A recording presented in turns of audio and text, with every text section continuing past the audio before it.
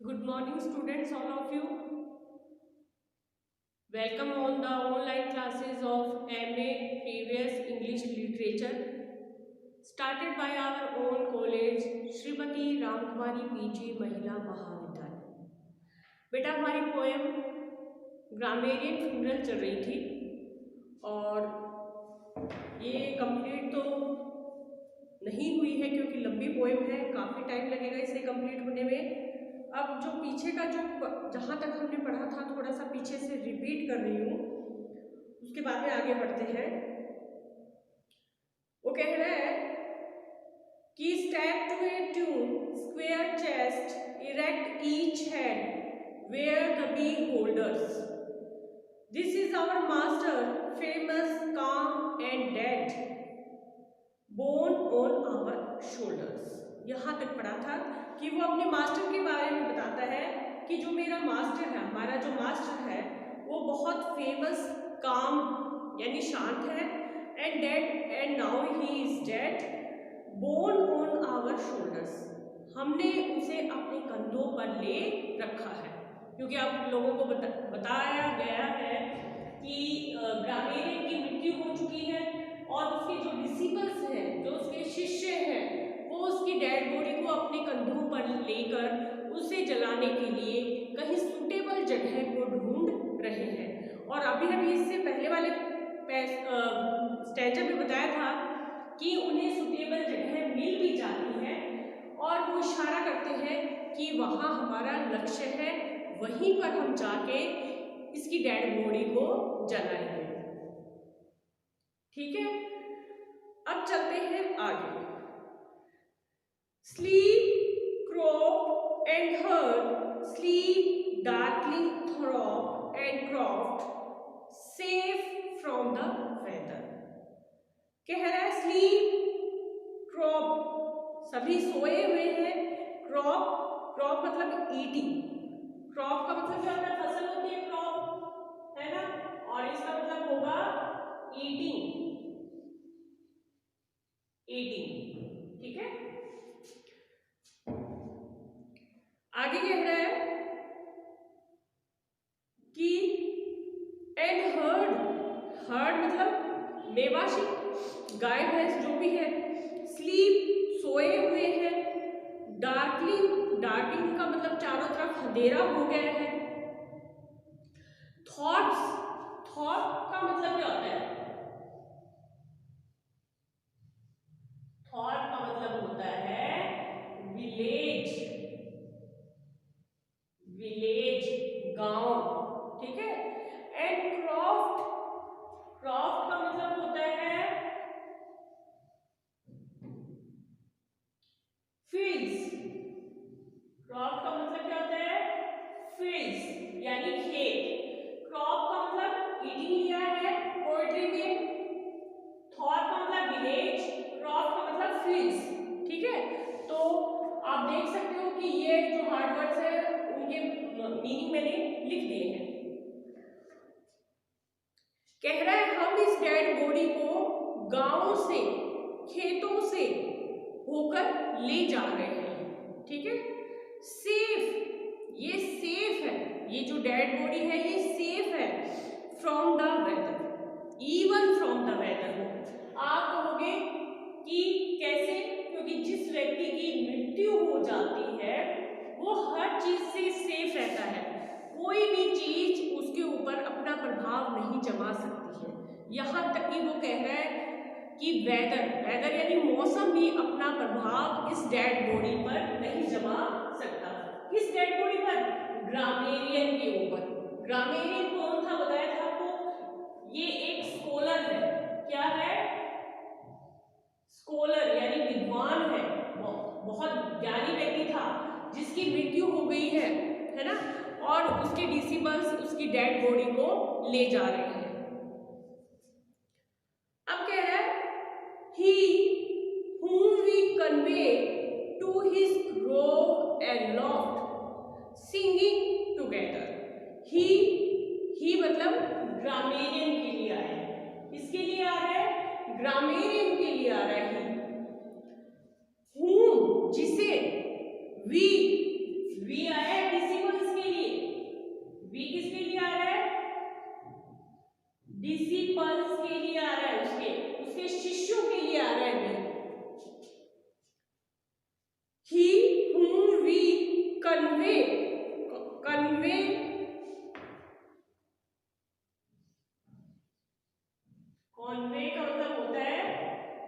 He carrying,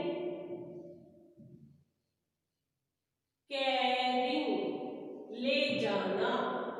we आए हैं disciples के लिए, कॉन्वे आए हैं कैरिंग के लिए, कि हम उसकी डेड बॉडी को ले जा रहे हैं। ठीक है, यानी सारे डिसिपल्स जो है उसकी डेड बॉडी को ले जा रहे हैं, क्या करने के लिए? जलाने के लिए।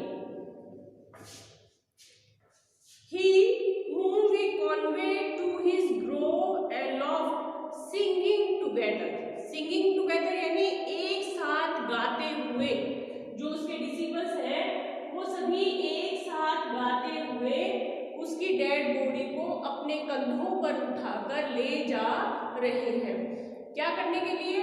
जलाने के लिए, क्योंकि जब व्यक्ति की मृत्यु हो जाती है तो हम उसे जलाते हैं। तो जो उसके डिसिपल्स हैं वो अब हमें बार बार बता रहे हैं कि ये व्यक्ति कितना महान पुरुष था, कितना ज्ञानी व्यक्ति था, क्योंकि इसने दूसरे व्यक्तियों को ही नहीं बल्कि हमें भी, जो हम क्या थे, अज्ञानी थे, हमें भी इसने ज्ञान प्राप्त करवाया। तो वो बार बार बता रहे हैं कि ये व्यक्ति पहले क्या था, फेमस नहीं था, लेकिन इसने पूरी शक्ति से क्या है, आगे बताएगा कि अपने ज्ञान को इसने ढूंढा, अर्जित किया, प्राप्त किया, और इसलिए आज हम इस व्यक्ति को, जो कि बहुत क्या है, ज्ञानी है, उसे जलाने के लिए क्या है, एक उपयुक्त जगह की तलाश में जुटे हुए हैं। आगे कह रहा है, he was a man born with thy face and throat, lyric Apollo.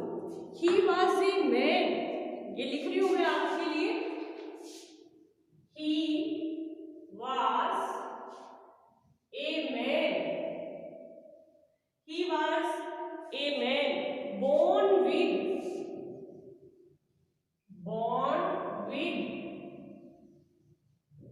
okay, thy face and throat, thy face and throat, thy face and throat, lyric Apollo। इसके बाद में है lyric अपोलो, लिरिक अपोलो। ठीक है, देखो ही किसके लिए आया है, फिर से यहां ग्रामेरियन के लिए आया है। किसके लिए आया है? ग्रामेरियन के लिए आया है। He was a man born with thy face and throat, lyric Apollo. ये अपोलो कौन है? ए गॉड, ए गॉड है, who is very beautiful and handsome, who is very beautiful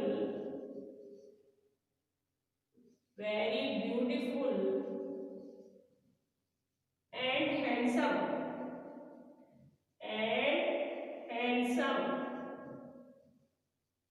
ठीक है, यानी ये एक देवता का नाम है अपोलो, जो कि बहुत सुंदर और हैंडसम है।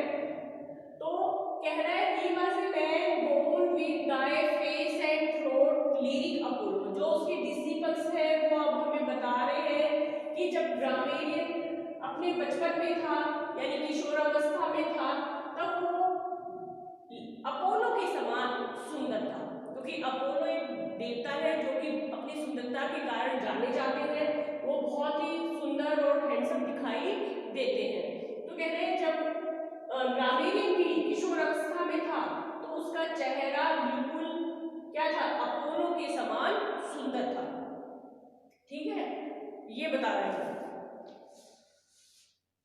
अब आगे है, long he lived nameless, how should spring take note, winter would follow. ये लाइन भी मैं आपको लिख के समझाती हूँ।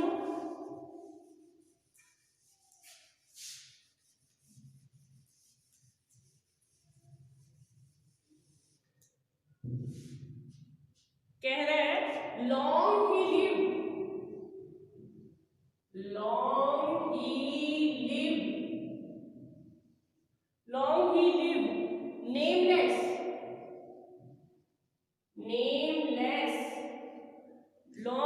lived nameless. How should spring take note? How should spring take note? Take note. Take note. Winter would follow. Winter would follow. Winter would follow. कह रहे लॉन्ग ही लिव्ड नेमलेस, यानी लंबे समय तक वो बिना नाम के रहा, मतलब बिना फेमस रहा, यानी लोग उसे जानते नहीं थे, वो फेमस नहीं था। How should spring take note? Spring का मतलब क्या होता है? Youth and beauty. स्प्रिंग का मतलब होता है youth and beauty. Youth and beauty. Long he lived, ही आया है फिर से ग्रामेरियन के लिए, ठीक है, फिर से किसके लिए आया है? ग्रामेरियन के लिए आया है। कह रहा है लंबे समय तक जो ग्रामेरियन था वो लोगों के बीच में नहीं जाना जाता था, यानी ज्यादा फेमस नहीं था, लोग उसे नहीं जानते थे। How should spring take note? कह रहा है पता ही नहीं चला कि कब वो जवान हुआ और कब वो सुंदर हुआ। स्प्रिंग आता है यूथ एंड ब्यूटी के लिए, ठीक है, कि कह रहे पता ही नहीं चला कि कब वो जवान और सुंदर हुआ। लेकिन कह रहा है पीछे पीछे, फॉलो का मतलब होता है किसी का पीछा करना। विंटर वुड फॉलो, लेकिन बहुत जल्दी बुढ़ापे ने उसे घेर लिया, यानी बहुत जल्दी बुढ़ापा भी उसके अंदर आ गया। विंटर का मतलब होता है ओल्ड एज, यानी सैडनेस से भी लिया जाता है विंटर, और विंटर ओल्ड एज से भी लिया जाता है। यहां मतलब है old age. Winter would follow, यानी पीछे पीछे कौन आ गए? बुढ़ापा भी आ गया, ठीक है। अब हम देखते हैं कि इसके अंदर एलिट्रेशन का यूज हुआ है, WW का यूज हुआ है, तो आप यहां लिख सकते हो विंटर और है वुड, विंटर वुड, तो यहां एलिट्रेशन का यूज हुआ है। किसका यूज हुआ है? एलिट्रेशन का यूज हुआ है, ठीक है। अब कह रहे हैं till lo the little touch and youth was born, cramped and diminished, ठीक है। Till lo the little touch and youth was born, यानी थोड़े से बुढ़ापा जब उसके अंदर आया तो उसका यूथ जाता रहा। यूथ क्या होता है? जवानी, जो सुंदरता थी वो जाती रही। देखो कितना कहा उसे, till lo the little touch, जैसे ही बुढ़ापे ने उसे छुआ, छुआ मतलब जैसे ही उसके अंदर बुढ़ापा आया, एंड यूथ वाज बोर्न, उसी समय क्या था? उसका यूथ यानी जवानी जाती रही। क्रैम्प्ड एंड डैमेज्ड, क्रैम्प्ड का मतलब होता है श्रिंक एंड डैमेज्ड का मतलब होता है ड्यू टू ओल्ड एज, यानी बुढ़ापे के कारण वो कांपने लगा। क्रैम्प्ड एंड डैमेज्ड, यानी बुढ़ापे के कारण वो कांपने लगा। मोन ही, करहाने लगा। मोन का मतलब क्या होता है? करहाना। Moaned he new measures other feet anon, new measures, लेकिन वो नए नए काम करने लगा। Other feet anon, other feet anon का मतलब होता है वर्क स्ट्रगल। अब उसने कहा आगे my dance is finished, my dance is finished मतलब my work is now finished, यानी एक समय के लिए तो उसने कह दिया कि अब मेरा काम खत्म हो गया है। माई डांस इज फिनिश्ड, क्योंकि उसके अंदर बहुत जल्दी बुढ़ापा आ गया है ना, और वो बुढ़ापे के कारण उसके अंदर कमजोरी आ गई, तो एक क्षण के लिए तो उसने ये कह दिया कि अब मेरा काम पूरा हो गया है। लेकिन बाद में क्या कहेगा देखो, no that's the world way,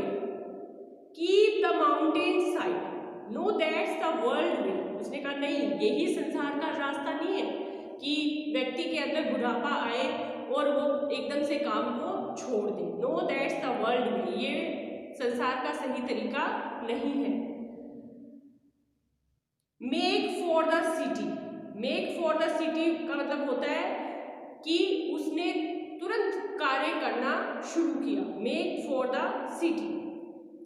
he new the signal, he new the signal, वो उस अपने सिग्नल को जानने लगा। सिग्नल क्या होता है?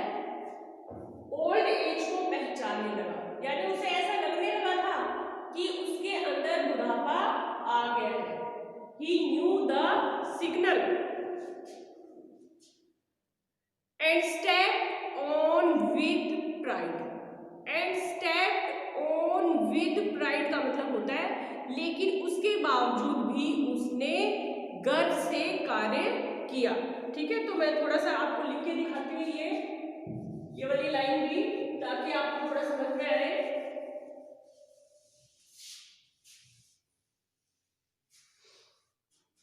देखो कह रहा है he knew the signal, he knew the signal, he knew the signal, ठीक है, and stepped on with pride, and stepped on with pride, and stepped on with pride, ठीक है। फिर है over man's pity, over man's pity, over man's pity, ठीक है, यही है। देखो ही आया है आपके ग्रामेरियन के लिए, किसके लिए आया है? ग्रामेरियन के लिए आया है। न्यू मतलब पहचानने लगा, जानने लगा, या उसे एहसास होने लगा। द सिग्नल का मतलब होता है ओल्ड एज, ओल्ड एज, यानी ओल्ड एज उसके अंदर बुढ़ापा आ गया था। ये बुढ़ापे के लक्षणों को जानने लगा या पहचानने लगा, या हम कह सकते हैं उसे आभास होने लगा कि वो बूढ़ा हो गया है। ठीक है, he knew the signal and stepped on with pride, लेकिन उसके बावजूद भी उसने गर्व से कार्य को चालू रखा।